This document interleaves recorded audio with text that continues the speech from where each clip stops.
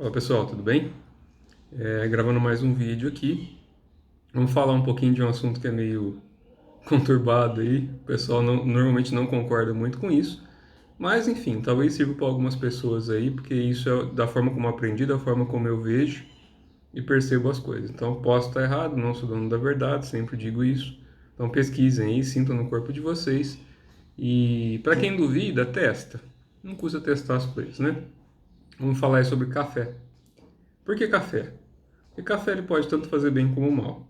Apesar de existir uma série de pesquisas, de comprovações falando que ele acelera o metabolismo, que pode fazer bem para o coração, tudo, tem um lado contrário também. Então o café ele pode sim ser prejudicial e muito para o organismo, principalmente aqui no Brasil, que infelizmente esse café que o pessoal compra, que é em pó, está muito longe de ser café puro. Para quem gosta de tomar café e não abre mão disso, recomendo que compre café em grão torrado e moa na hora, se for possível, se tiver uma máquina para isso, alguma forma. É a única maneira de garantir que você realmente está tomando café, porque a gente sabe que, infelizmente, o que se vende por aí tem muita mistureba e não são produtos de qualidade, então não estão tomando café de verdade, isso é um fato. Mas não vou entrar nesse mérito, não. Cada um faz o que quer da vida. A questão eu vou falar da parte energética, que é onde me cabe.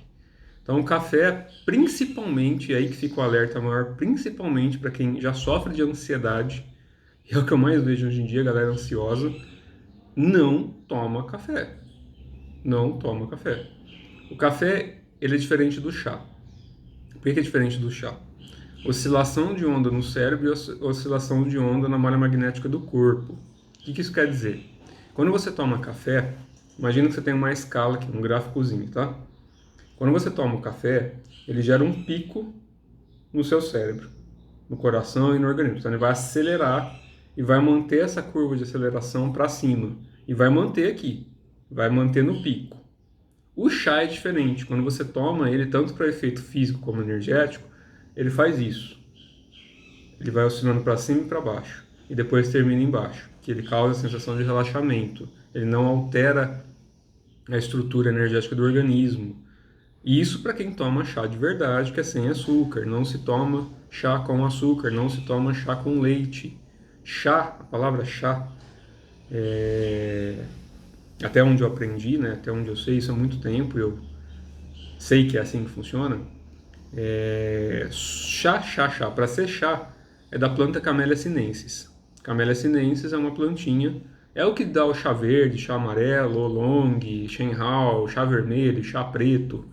Vem da mesma planta, que é a folha Camellia sinensis. Essa folhinha, conta a lenda, que é a história antiga, tinha um...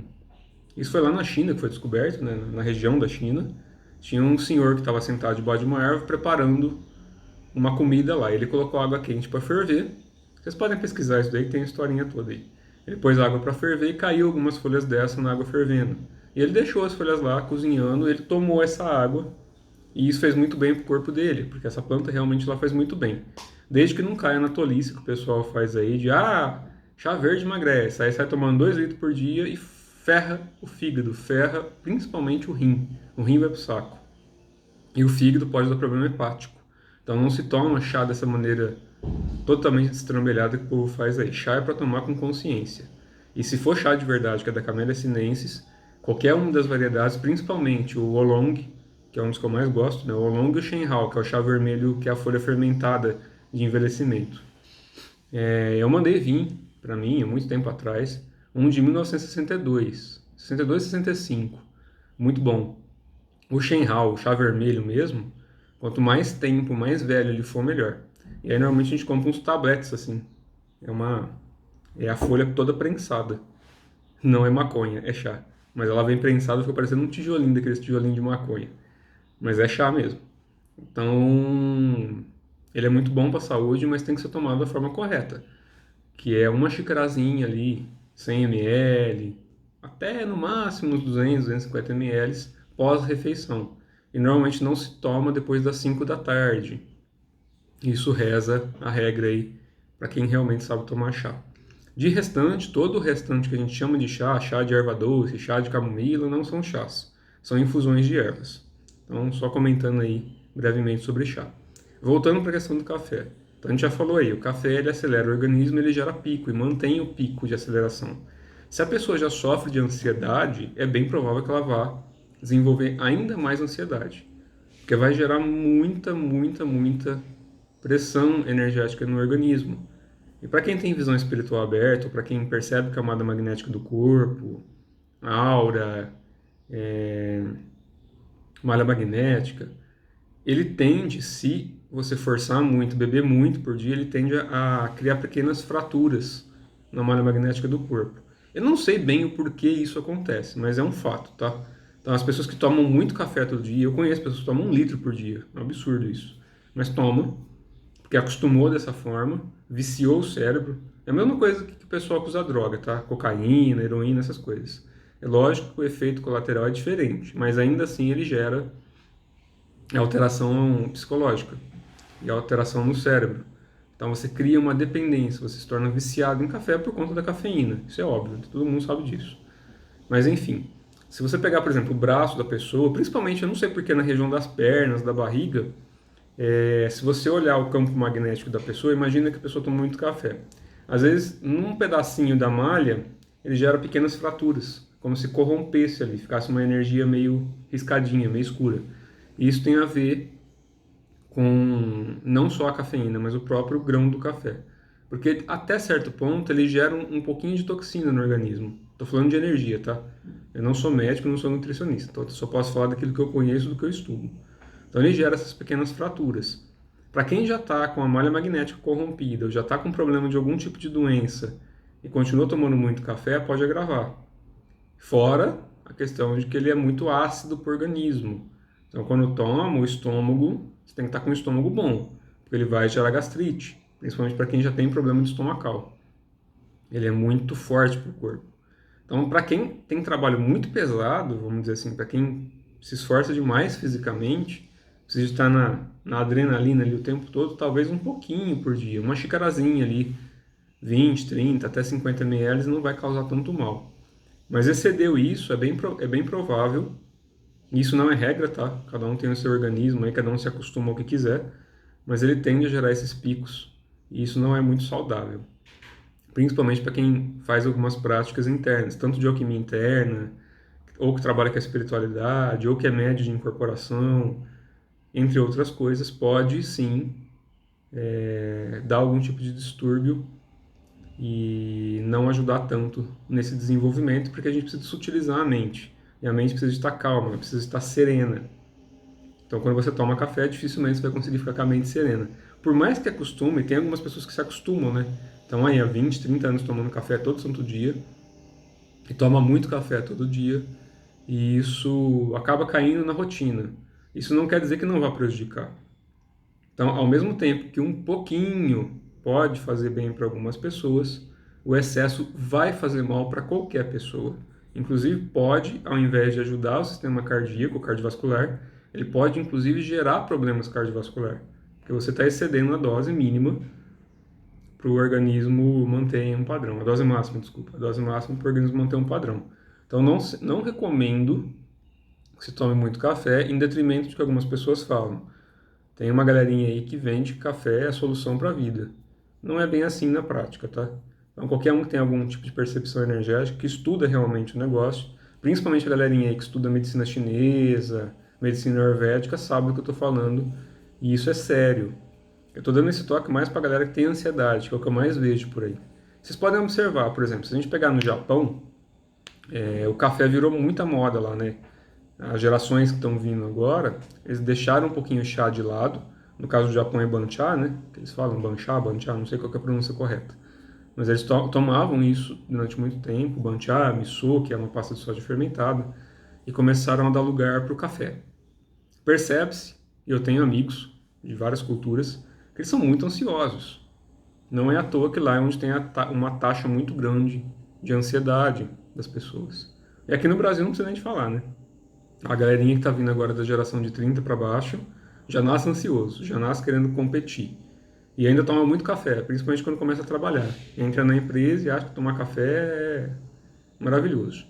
Na minha época, né, já estou na faixa dos 40 aí, na minha época não se tomava café quando você é adolescente. Você vai tomar café ali já para quase na fase adulta. 18, 19 para cima. Era igual café na minha época.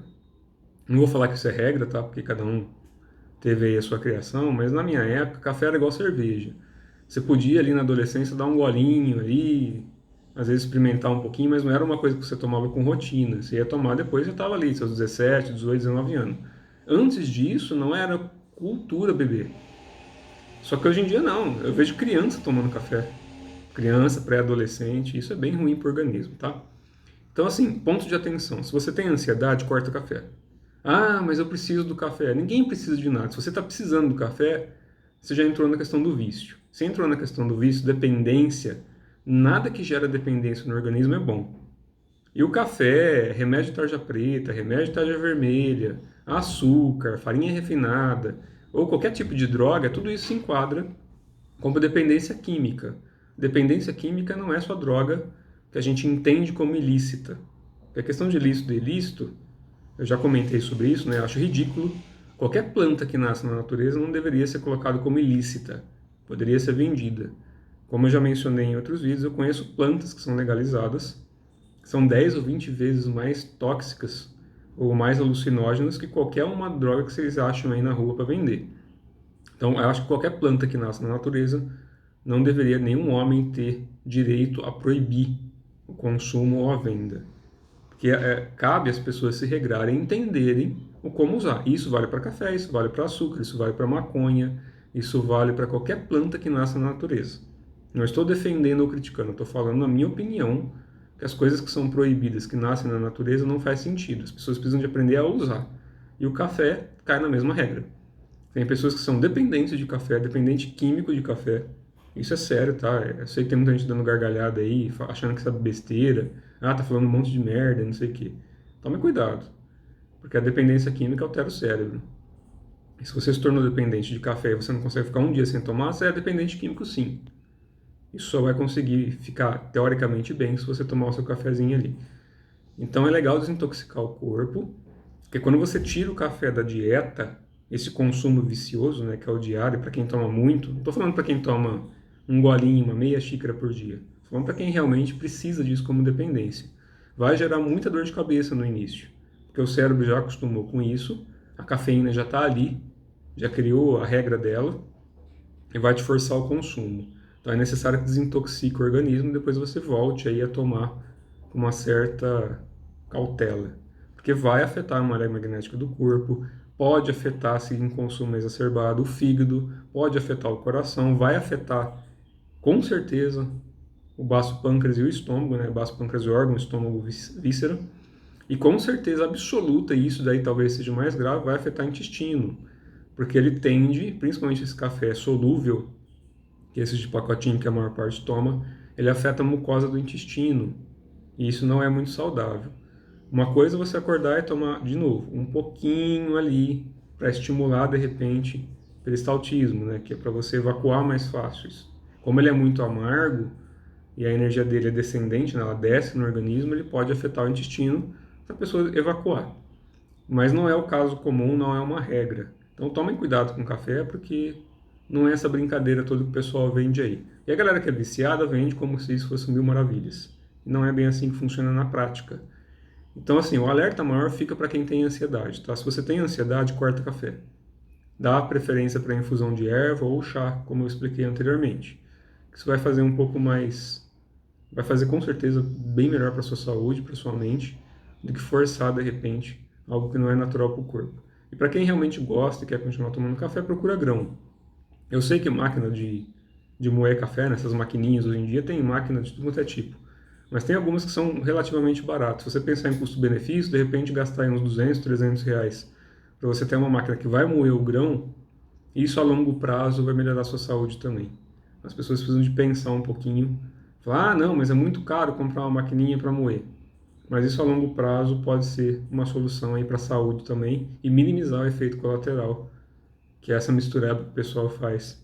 E principalmente quando você compra o grão moído já, quimicamente e energeticamente ele já perde um pouco da qualidade dele, principalmente energética, né? Quando você moe alguma coisa, é igual a pimenta do reino, né? Se você comprar ela moída é uma coisa, se você moer ela na hora, o princípio energético dela muda. Na natureza, tudo a gente tem que saber utilizar e ter uma regra para não abusar. Tudo que é em excesso vai fazer mal e tudo aquilo que gera dependência que você não consegue viver sem, lembrando daquilo que eu já comentei várias vezes, quando a gente morre, independente do que vocês acreditam ou não, a gente sai desse corpo aqui e vai, pelo menos a maior parte das pessoas acaba indo para o plano astral. E no plano astral, todas as dependências que a gente tem aqui na vida continuam sendo latentes na consciência. Até que a pessoa se desapegue disso tudo, é preciso um processo de depuração. E as pessoas que são muito vaidosas, que ainda estão com a mente muito enraizada em coisas que não devem, acabam ficando aí um bom tempo depois de morto, ainda caçando um meio de se alimentar das coisas que estavam viciadas aqui na Terra. Então, para que vocês não caiam nessa armadilha aí do ego e armadilha da mente, tomem cuidado aí com o consumo e tenham certeza que vocês não são dependentes. Para quem acha que não é, faz o teste com uma semana sem. Se você não sentir nenhum efeito colateral, então você não está dependente. De maneira geral, 3 pontos importantes. Se você é ansioso, corta, porque vai aumentar a ansiedade com certeza. Se você tem problema físico nos órgãos ou na parte magnética do corpo, para quem estuda e pratica principalmente práticas internas, Qigong, Yoga, Tai Chi, alquimia interna taoísta ou budista, se preserve porque o café vai afetar a mente. E em processos de meditação profunda, de práticas profundas, a gente não quer uma mente agitada, a gente quer uma mente serena.